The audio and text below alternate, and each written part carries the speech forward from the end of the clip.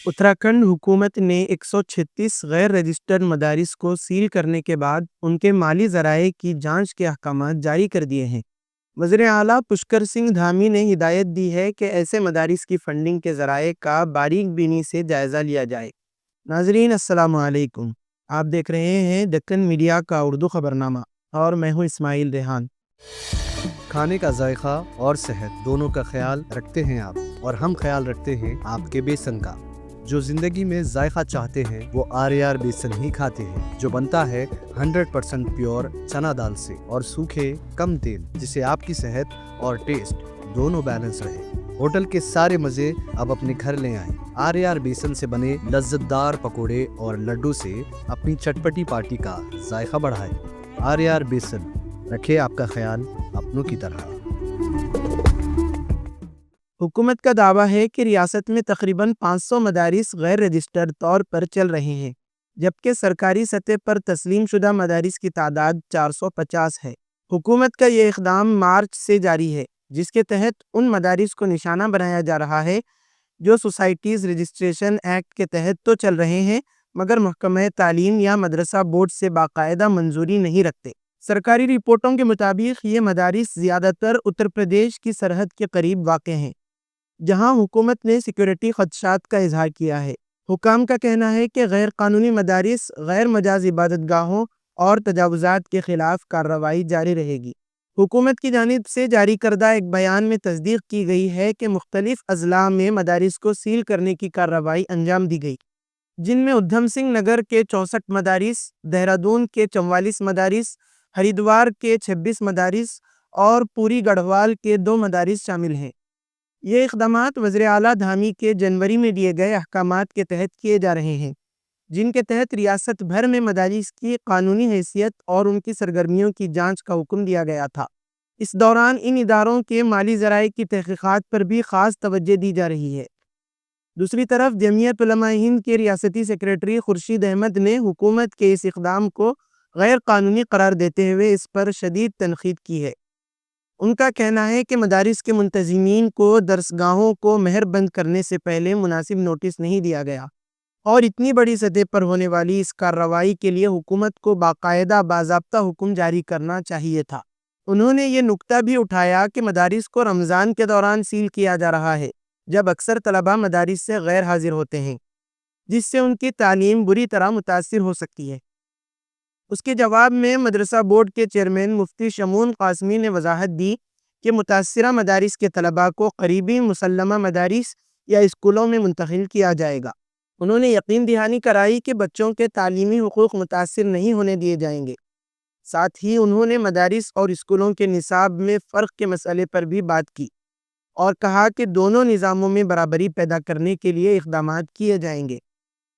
उन्होंने उत्तर प्रदेश के इस मॉडल की मिसाल दी, जहां बाज़ मदारिस के निसाब को तस्लीम शुदा करार दिया गया है, और कहा कि उत्तराखंड में भी ऐसे ही इक़दामात किए जाएंगे। बताते चलें कि रियासत भर में होने वाली इस जांच के नतायज, जो तमाम 13 अजला के ज़िला मजिस्ट्रेट्स यानी DMs ने अंजाम दी है, अभी तक मंजर आम पर नहीं आए हैं।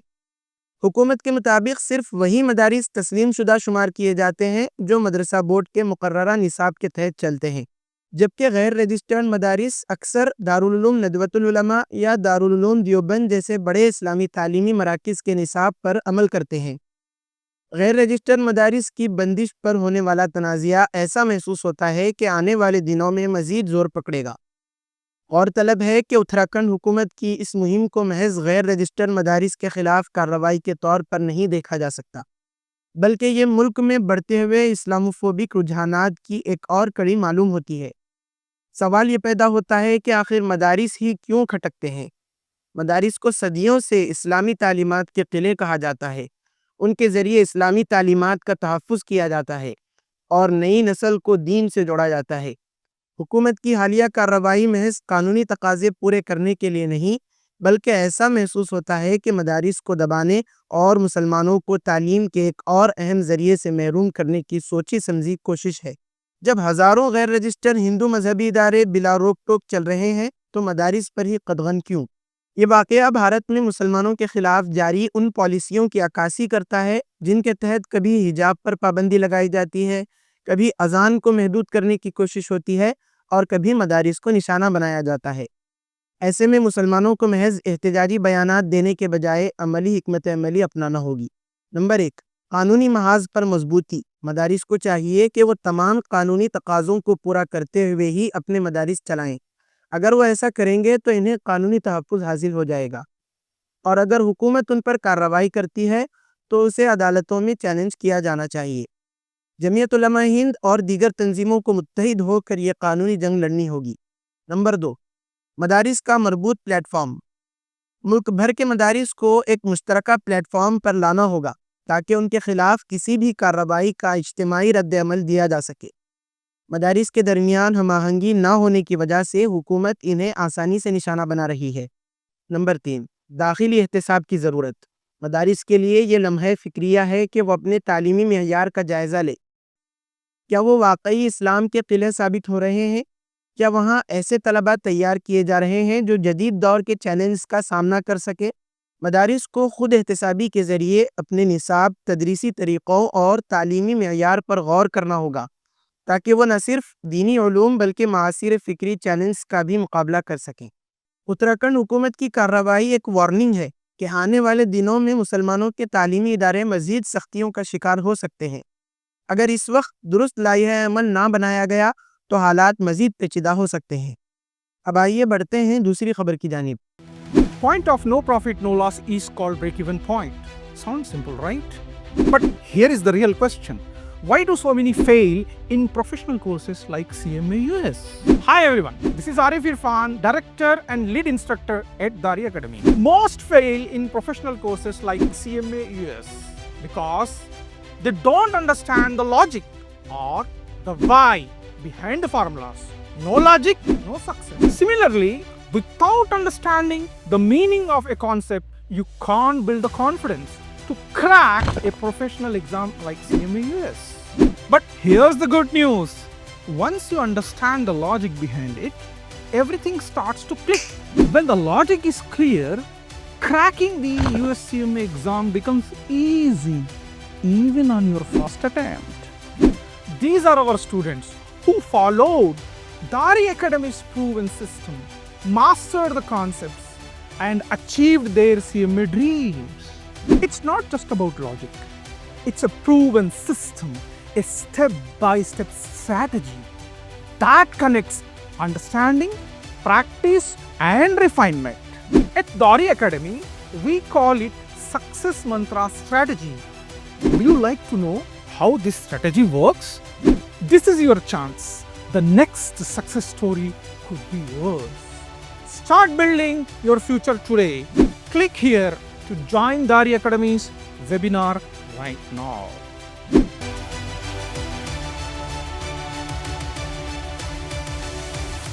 بہار کے وزیر اعلیٰ نتیش کمار کی جانب سے دیے گئے افطار کا بائیکاٹ کرتے ہوئے مسلم مذہبی تنظیموں نے وقت ترمیمی بل 2024 کی حمایت کے خلاف سخت احتجاج درج کرایا۔ اتوار کے روز وزیر اعلیٰ کی سرکاری رہائش گاہ پر منعقدہ اس افطار میں چند سرکاری عہدیداروں اور جنتا دل یونائیٹڈ کے وزراء کے علاوہ مسلم کمیونٹی کی بڑی شخصیات شریک نہیں ہوئی، جس کی وجہ سے یہ تقریب بے رونق رہی۔ افطار کے بائیکاٹ کی اپیل 8 بڑی مسلم تنظیموں نے کی تھی، جن میں آل انڈیا مسلم پرسنل لا بورڈ، امارت شرعیہ، جمعیت علماء ہند یعنی ارشد اور مدنی گروپ، جمعیت اہل حدیث، جماعت اسلامی ہند بہار، خانقاہ مجیبیہ پٹنہ اور خانقاہ رحمانی مونگیر شامل ہیں۔ ان تنظیموں نے ایک کھلے خط کے ذریعے نتیش کمار کو اپنے فیصلے کی وضاحت دی۔ خط میں کہا گیا کہ وزیر اعلیٰ کا افطار محض ایک رسمی دعوت نہیں بلکہ اعتماد اور ہم آہنگی کو فروغ دینے کا موقع ہونا چاہیے۔ تاہم وقف بل کی حمایت نے مسلم کمیونٹی کے اعتماد کو ٹھیس پہنچائی ہے۔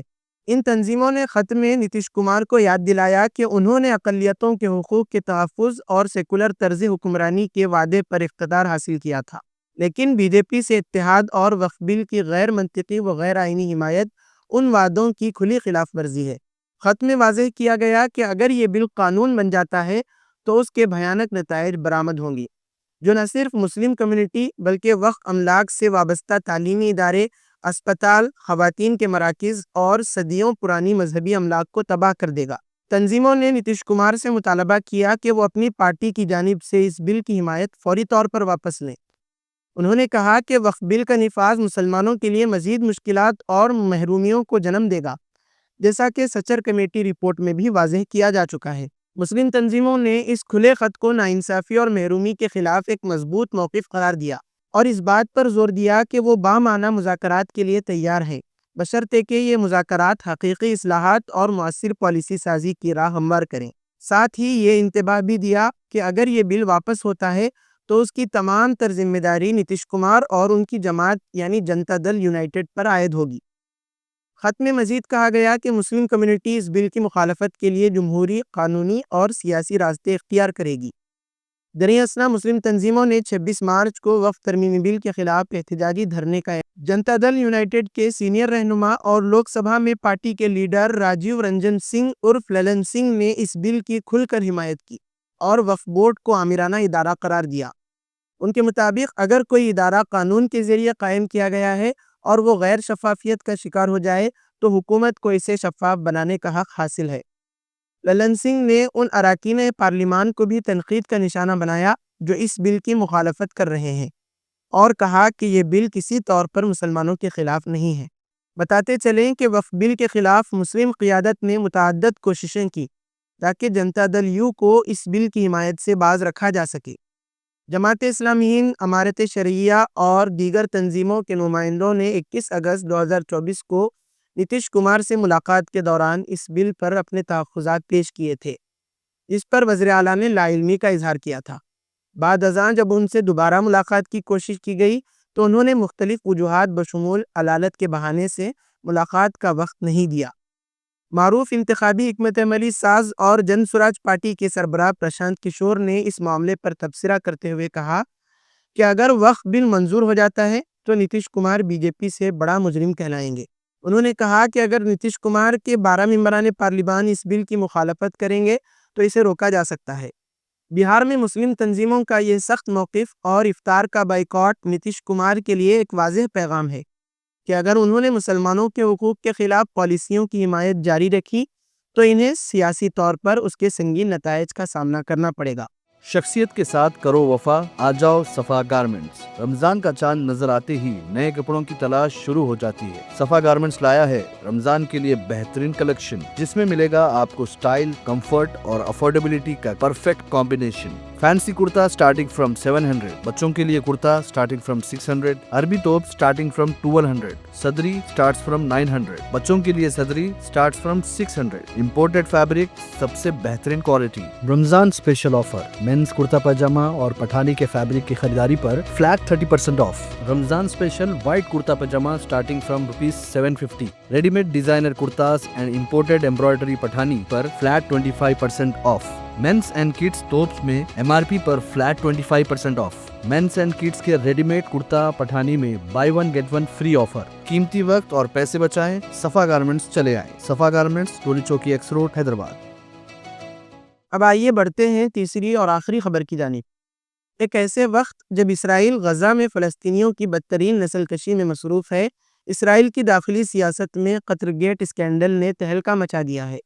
داخلی سراغ رساں ادارے شاباک یعنی شن بیٹ کی رپورٹ کے مطابق وزیراعظم نتن یاہو کے مشیر اور ترجمان ایلی فیلسٹائن پر الزام ہے کہ انہوں نے اسرائیلی قیدیوں کی رہائی کے لیے قطر میں ہونے والے مذاکرات کے دوران قطری حکام سے رشوت وصول کی۔ یہ انکشاف اسرائیلی وزارت اطلاعات کے سابق ڈائریکٹر جنرل سلام فلبر نے کیا اور بتایا کہ نتن یاہو کے دیگر قریبی ساتھیوں جوناتھن اورخ عرف گولان اور اسرائیل آئن ہار نے انہیں اس حد تک دھمکایا کہ انہیں اپنے عہدے سے مستعفی ہونا پڑا۔ اس معاملے نے اسرائیلی سیاست میں شدید بحران پیدا کر دیا ہے۔ نتن یاہو نے معاملے کو حساس قرار دے کر عدالت سے گیگ آرڈر حاصل کر لیا، جس کے باعث اس اسکینڈل کی مزید تفصیلات عوام تک نہیں پہنچ سکیں۔ تاہم ابتدائی رپورٹ میں شاباک نے ایلی فیلسٹائن پر رشوت خوری، غیر ملکی ایجنٹ سے روابط، عوامی اعتماد کی پامالی، منی لانڈرنگ اور ٹیکس چوری جیسے الزامات عائد کیے ہیں۔ اصل حقیقت کیا ہے؟ عبرانی اخبار معارف کے مطابق قطری حکام کی طرف سے دی گئی رقم محض ایک رسمی اعزازیہ نہیں بلکہ اس سے کہیں زیادہ تھی۔ کچھ مبصرین کا کہنا ہے کہ اس اسکینڈل میں نتن یاہو اور ان کی اہلیہ بھی کسی نہ کسی حد تک ملوث ہیں۔ دوسری جانب نتن یاہو کا موقف ہے کہ یہ سب سابق شاباک چیف رونن بار کی چال ہے، جو اپنی نااہلی چھپانے کے لیے یہ کہانی گھڑ رہے ہیں۔ رونن بار کی برطرفی نے معاملے کو مزید پیچیدہ بنا دیا ہے۔ حزب اختلاف نے ان کی حمایت میں ملک گیر تحریک شروع کر دی ہے، جبکہ اٹارنی جنرل غالب بہراف میارہ نے ان کی برطرفی کو غیر قانونی قرار